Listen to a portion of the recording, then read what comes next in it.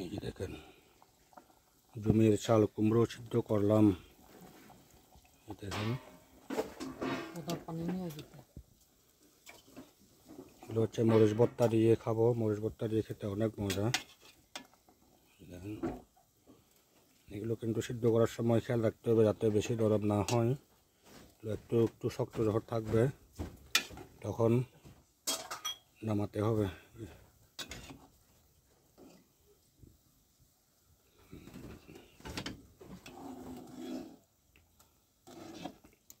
গরম বড় শাকাই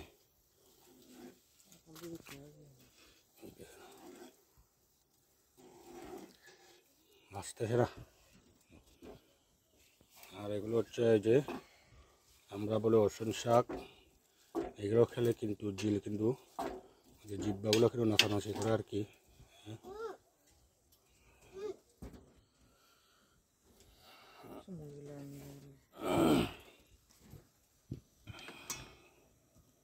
ধরন দেখেন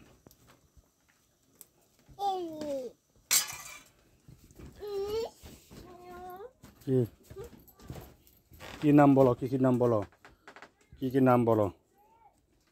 সবগুলো জমির শাক সবজি বুঝছো, একদম তাজা তাজা। বলো কি নাম বলো, তুমি তো নাম জানো। এগুলো কি জানো না? এগুলো হচ্ছে তিতা এই তো তিতা করলার শাক। আর এটা কি নাম কি? কুমড়া,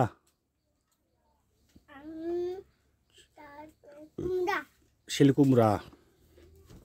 এটা হচ্ছে চাল কুমড়া।